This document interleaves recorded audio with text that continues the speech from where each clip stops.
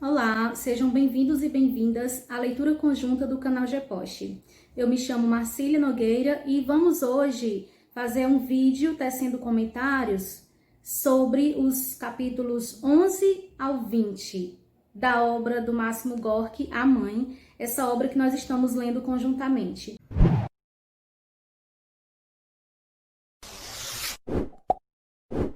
Nesses capítulos, a gente vai relembrar o que a gente observou no vídeo passado a respeito de Pelágue, essa mãe gorkiana que é tão central nessa obra, que vai conduzindo toda a narrativa. É por meio dela que conhecemos os personagens, é por meio dela que nós, leitores, vamos vivenciando as experiências dos personagens, os contextos e as situações narradas aqui nessa obra.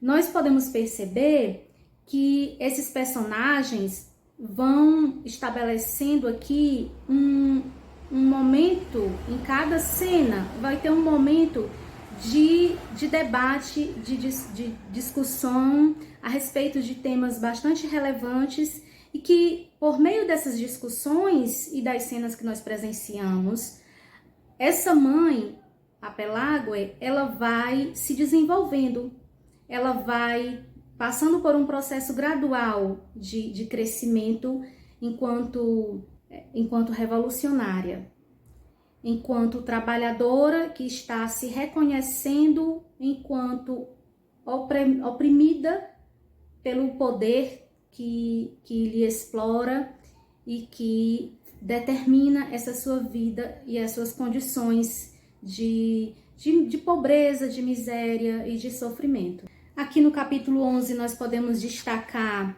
esse momento em que as personagens vão apresentando uma consciência de que são exploradas e também a sua consciência de que o homem constrói a sua própria história e a sua ação é determinante na construção dessa história. Também podemos observar nesses discursos e debates travados pelas personagens que eles vão trazendo elementos acerca de alguns temas de uma forma bem equilibrada, mas também de uma forma que vai trazendo certo esclarecimento sobre esses temas, como, por exemplo, o dilema entre objetividade e subjetividade. Esse dilema que vai apresentar razão e emoção no sentido de, dentro do capítulo, eles discutem em relação a qual desses dois elementos vão ser responsáveis, vão abrir caminho para conscientizar os trabalhadores. Porém, a gente pode perceber que, no fundo, apresenta-se aqui esses temas que são discutidos, inclusive, na época do autor, do Máximo Gorki, em que razão e emoção estão sendo postos em discussão, estão no centro do debate. Nesse debate, a religião também vai entrar em discussão e, inclusive, é feita uma severa crítica em relação à emancipação do homem. Aqui na página 60, nós temos um trecho bastante interessante em que as personagens conversam. Pavel está dizendo o seguinte: também creio que a nossa religião é nociva e errônea. E então a Pelágue, que é bastante religiosa e ainda está desenvolvendo o seu processo de consciência, vai ter a seguinte reação. Pelágue interveio. Quando o filho falava de Deus, das coisas sagradas e queridas que se ligavam à fé que ela tinha no seu Criador, tentava sempre encontrar o olhar de Pavel, para lhe pedir tacitamente que não lhe despedaçasse o coração com palavras de incredulidade cortantes. Ela, porém, sentia que, apesar de se mostrar cético, seu filho era crente e isto a tranquilizava. Como poderia eu compreender os seus pensamentos? Dizia a mesma. Então, nesse trecho, a gente percebe a Pelágue aceitando, aberta a se questionar e a fazer reflexões, a partir do que os outros personagens vão conversando e vão colocando ali no centro do debate. Mais uma vez, aqui na página 61, podemos observar esse dilema entre razão e emoção, em que o personagem Ribini, ele diz o seguinte: vê, Pavel, não é pela cabeça, mas sim pelo coração que se deve começar. O coração é um lugar da alma humana, no qual não brota mais do que a razão, concluiu Pavel com firmeza. Apenas a razão poderá libertar o homem. A razão não dá o poder, replicou Ribini, vibrante e obstinado. É o coração que dá a força e não o cérebro. Isso eles estão conversando, percebendo a indignação da Pelágue em relação ao que eles estão dizendo sobre religião. Pelágue despira-se e deitara-se sem ter rezado. Tinha frio e sentia-se desconfortável. Ribini, que lhe parecera tão sensato, tão correto a princípio, excitava-lhe agora uma reservada hostilidade. Herético, agitador, pensava, prestando ouvido à voz sonora que saía com facilidade daquele peito amplo e forte. Para que veio ele cá? E assim, Pelágue demonstra sua indignação, porém, sempre fazendo as suas reflexões, e é nisso em que ela vai crescendo, que ela vai desenvolvendo o seu espírito revolucionário. E então, em seguida, no capítulo 12, nós vamos ter a cena em que os operários estão bastante indignados com o imposto que vai ser cobrado e vai ser retirado o valor do salário deles, e o Pavel encontra naquele momento um contexto e uma abertura para ele fazer um discurso já de conscientização e de chamamento à luta. Ele chama os operários para fazer uma greve, porém, os operários ainda bastante desconfiados e sem estar bem organizados para isso, eles não aceitam e a greve não acontece. E o Pavel é preso. Nessa cena da prisão, é bastante interessante observarmos como a Pelágue fica triste, desgostosa. O Pavel também vai ter uma decepção, porque os seus companheiros não aceitam a greve. E então, é importante a gente observar que também nessas cenas, elas apresentam uma carga emotiva muito grande. As cenas em que a Pelágue fica triste, em que ela chora por conta do seu filho estar preso, trazem uma emotividade muito grande e são descritas com muita beleza. Eu vou destacar aqui na página 74 uma das descrições mais bonitas em relação a esse aspecto. No capítulo 14, temos o seguinte: o dia passou lentamente, seguido de uma noite sem sono. O dia seguinte pareceu-lhe ainda mais comprido. Esperava não sabia o que, mas ninguém veio. Caiu a tarde, depois da noite. A chuva glacial tombava roçando pelas paredes. O vento soprava pela chaminé. O madeiramento da casa rangia. A melodia melancólica e dolorosa das gotas caindo no telhado, como de lágrimas, enchia o ambiente. Então isso vai tornando essa obra cada vez mais bonita e mais magnífica na sua composição por completo. No capítulo 15, a Pelágue vai se dedicar a contribuir cada vez mais com a organização dos trabalhadores. Ela decide ajudar na distribuição dos panfletos, que é uma das estratégias que os companheiros de Pavel fazem para conseguir conscientizar e organizar os trabalhadores.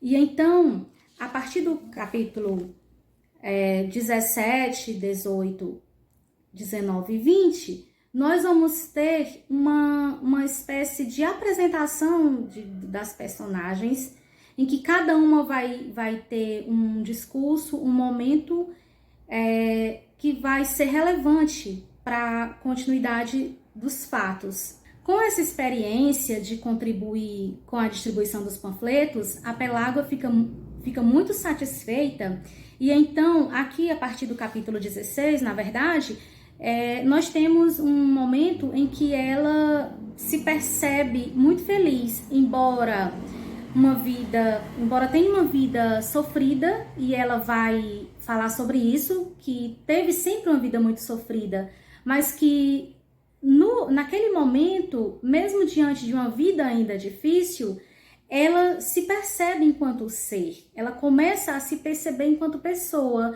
a refletir por que está no mundo e o que ela tem que fazer para aquele mundo ficar melhor. Ainda nesse capítulo 16, temos um momento em que a Pelágue fala desse grande desejo que ela tem de que todas as pessoas vivessem bem. Ela deseja o bem comum, o bem para toda a comunidade, ela deseja a coletividade.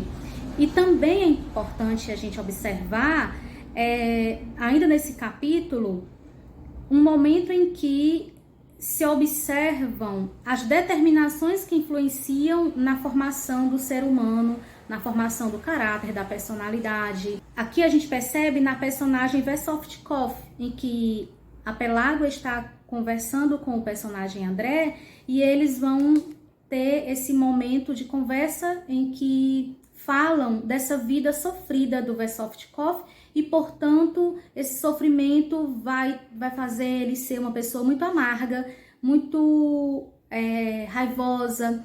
Esse personagem mais adiante é preso e ele vai demonstrar muita ira, ainda dentro desses capítulos.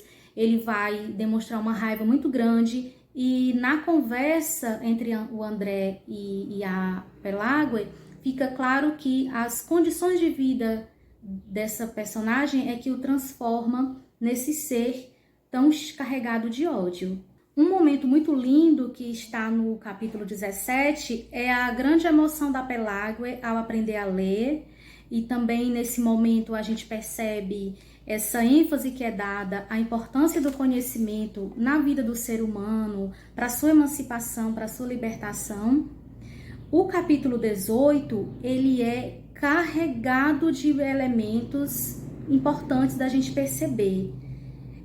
Aqui, por exemplo, nas conversas entre essas personagens, aqui nesse capítulo, eles vão trazer para o debate a respeito do custo de vida, de que viver é custoso, e por isso eles têm que ter uma ciência e eles têm que ter toda uma percepção de sua vida. Eles também vão falar aqui entre esses dilemas, mais uma vez, entre razão, emoção, subjetividade e objetividade, quando eles apresentam as qualidades e os defeitos do ser humano, também apresentando essa dicotomia entre os seus opressores, que são pessoas instruídas, que são pessoas grandes, entre aspas, e os trabalhadores, que são os oprimidos.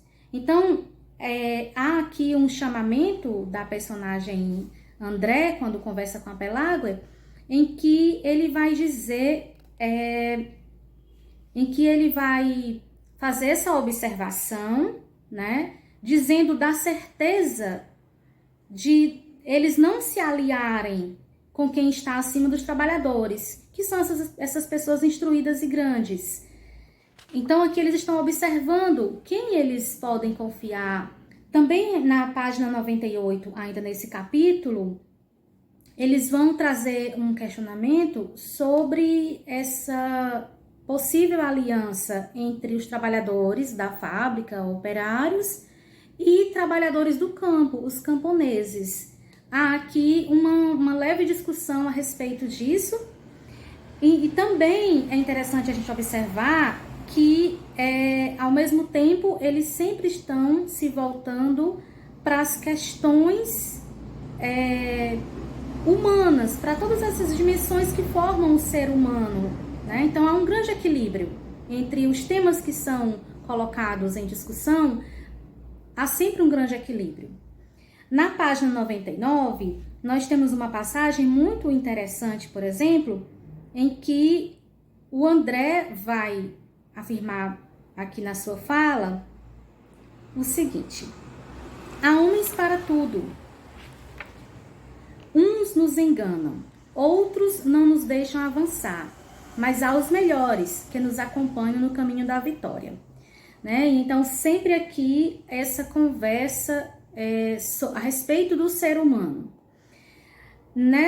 Ainda nesse capítulo, é muito interessante a gente observar, por exemplo, os momentos em que a Pelágue deseja uma vida em harmonia, sonha com uma vida livre para todos os seres humanos. Ela sonha, inclusive, ela imagina o triunfo de todos os seres da Terra. Porém, ao mesmo tempo, como eu já falei, há um equilíbrio, porque depois que há essa imaginação e a expressão desses desejos, há novamente um chamamento para a realidade, e então há essa certeza, a colocação dessa certeza da maldade humana, inclusive com ênfase na maldade humana dos seus opressores. Aqui na página 101, a Pelágue e o André colocam aqui na sua conversa: não devemos considerar toda a gente da mesma maneira.